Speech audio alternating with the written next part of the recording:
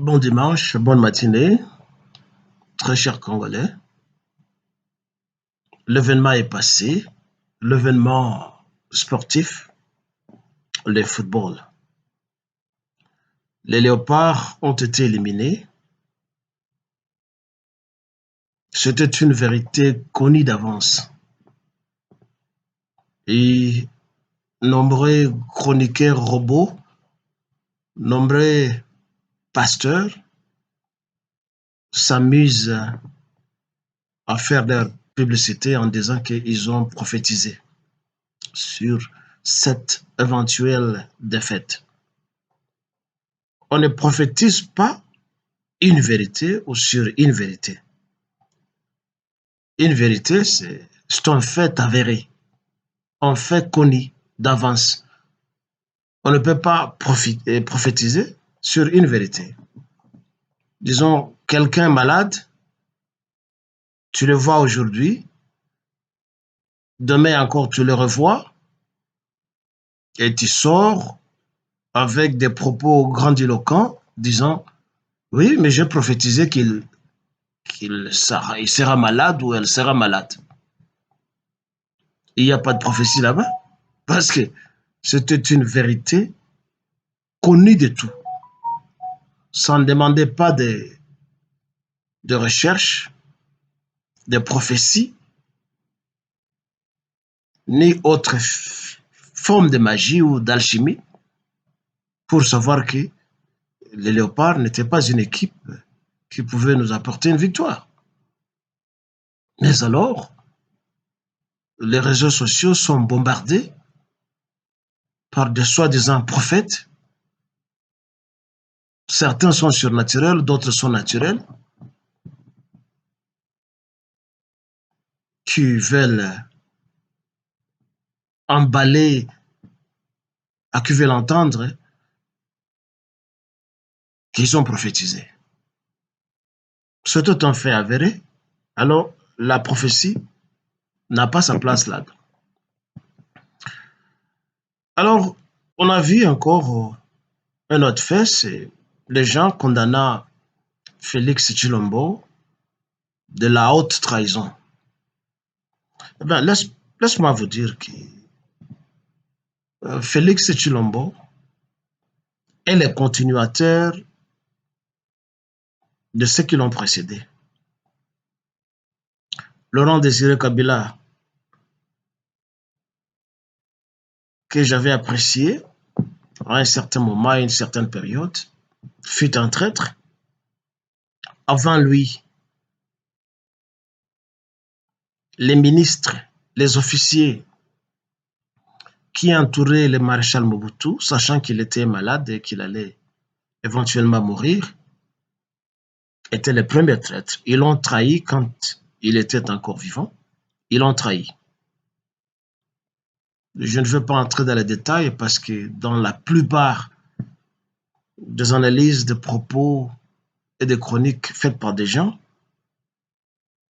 en lingala, en kikongo, en swahili, tout ça, euh, les gens ont parlé de ça et ont très bien expliqué la manière dans laquelle ces gens avaient trahi l'un l'autre ou avaient trahi le pays. Donc, je disais, les Mobutistes étaient des traîtres, suivis de Laurent Désiré Kabila, suivis d'Hippolyte Kajambere Kanambe, et maintenant de Félix Tshilombo. Mais bien avant ça, dans les années 60, 60, 65, 65, quand le pouvoir de Mobutu avait atteint son apogée, il y avait un grand traître qui était dans le gouvernement continuel de Mobutu, ce monsieur Étienne Tshisekedi, que l'on est en train de peindre depuis sa mort, d'être le père de la démocratie, le promoteur de l'état de droit, et patati et patata. Il était le vers qui était dans les fruits pour faire pourrir le fruit depuis longtemps. Vous connaissez, avec le martyr de la Pentecôte, etc., etc., tout ce qu'il a fait pendant toutes ces années, pendant toute sa carrière, il n'a été que traître. Alors, si son fils, entre guillemets, aujourd'hui, fait la même chose, ça ne peut pas nous étonner. Il n'a été que l'héritier du caractère de son père. On dit en anglais, que je vais tout de suite traduire en français, que les fruits ne tombent qu'à côté de l'arbre dans lequel il était. Et les francophones disent tel père, tel fils, telle mère, telle fille. Les fruits ne tombent pas loin. Ils tombent tout près de l'arbre dans lequel il était. Il en est de même avec M. Félix Antoine Chilombo. Il ne pouvait que ressembler à son père. Son père n'a été qu'un traître durant toute sa carrière jusqu'à ce qu'il est mort. Sa connivence avec les Rwandais était connue. Sa connivence avec les RCD était connue. Sa connivence avec les envahisseurs était connue. Et à part les Mobutistes, nous pouvons ajouter tous ces Congolais qui avaient rejoint tous les mouvements successifs des Rwandais qui nous ont envoyés. À partir du RCD, l'AFDEL, mais RCD surtout, que nous connaissons que les RCD, d'après les explications de beaucoup de gens que nous avons côtoyés, et d'autres gens avaient déjà expliqué ça, c'était un mouvement de Mobutistes qui était à l'intérieur, tout comme à l'extérieur du pays, à l'époque de turbulences. Tous les Congolais qui ont rejoint tous les mouvements successifs et terroristes des envahisseurs sont aussi des traîtres à tous les postes qu'ils occupaient. Des présidents des RCD, des secrétaires généraux des RCD, de l'AFDEL, etc. Tout ce monde-là est traître. Personne n'a apporté une solution au problème congolais. Personne. Parmi ces gens-là, ce sont tous des jouisseurs et ils demeurent autant des jouisseurs. Alors, en disant ceci, je ne vais pas dédouaner M. Félix Tshisekedi ici. Je voulais juste relever l'équivoque pour qu'on ne puisse pas les cibler comme étant le seul traître. Je vous ai cité les Mobutistes, Laurent Désiré Kabila, Kanambe, Félix et tous les Congolais qui ont œuvré dans tous les mouvements qui ont envahi le pays sont tous des traîtres. Alors, il y a des options pour eux. Ils doivent faire une introspection et peut-être faire le mea culpa. Ou de deux, donc la deuxième option, ils doivent s'effacer et se taire. Parce que, à quelque point, nous les Congolais qui sommes normaux, nous n'allons pas accepter leur demande de pardon parce que nous savons que qui a Bibora, celui qui a été mauvais sera toujours mauvais. Nous en voyons chaque jour quand nous voyons les gens qui vont à l'église et qui se disent qu'ils sont nés de nouveau.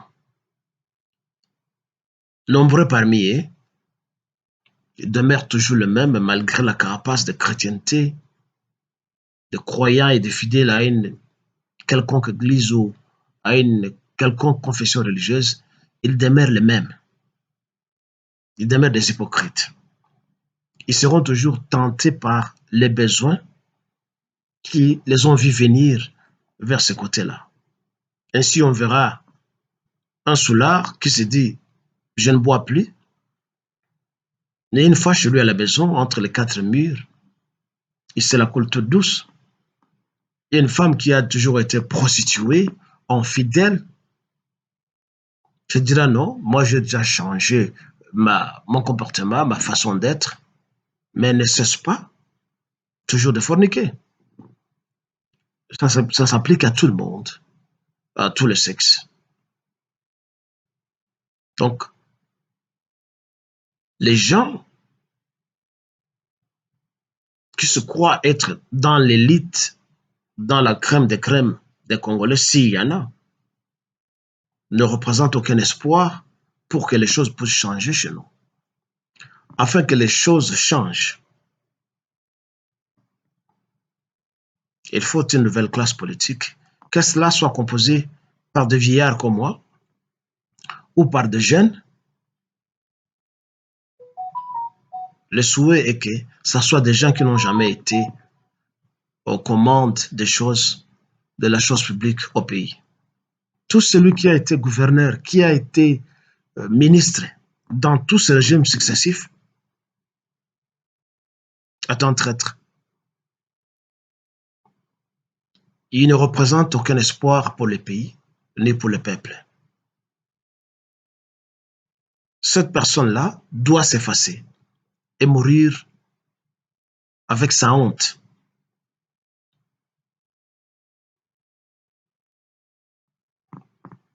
En dernier ressort, je voudrais parler de la guerre. Oui, quelqu'un me dit, mais pourquoi est-ce que toi tu ne commences pas la guerre? Eh bien, certains se font une publicité en disant, attaquons le Rwanda. Le gouvernement doit d'abord donner un ordre pour qu'on attaque.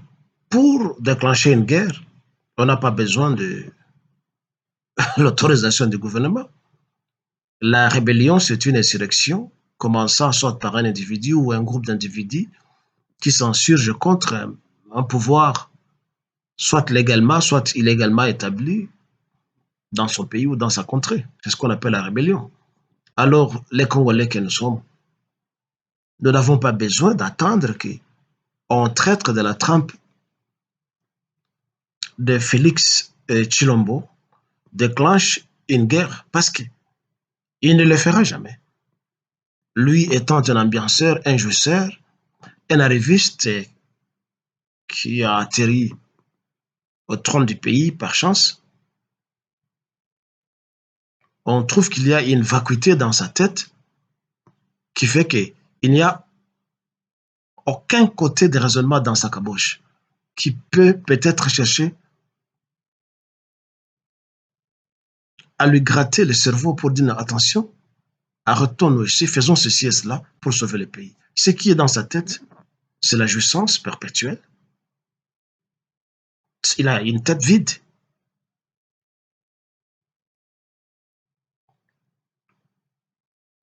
Ce qu'il poursuit, c'est ce qu'il peut gagner. C'est ça l'enjeu qu'il poursuit. Mais il ne voit pas le pays, il ne voit pas ses concitoyens, il ne voit pas lui-même qu'un jour, il peut être appréhendé, exiguillé. Alors les Congolais, nous ne devons pas attendre qu'un gouvernement qui n'est pas le nôtre puisse déclencher une guerre. Les Maïmaï qui ont toujours opposé une résistance à toute attaque n'ont pas attendu l'instruction du gouvernement. Et pourquoi les citoyens des autres provinces ne peuvent pas emboîter les pas aux Maïmaï, qui l'ont toujours fait depuis longtemps, pendant que l'ouest du Congo est dans l'ambiance, les concerts ont lieu, les réjouissances ont lieu, les gens vont à l'église, les compétitions sportives sont organisées, les gens sont contents, alors qu'une partie de leur corps souffre Un peuple inconscient, totalement inconscient,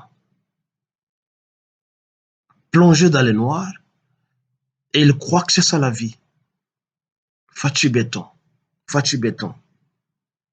Je me demande cette frange de Balouba et de fanatiques qui passent le temps à applaudir ce voyou qu'ils appellent président. Qu'est-ce qu'ils deviendront les jours où ce messier ne sera plus là?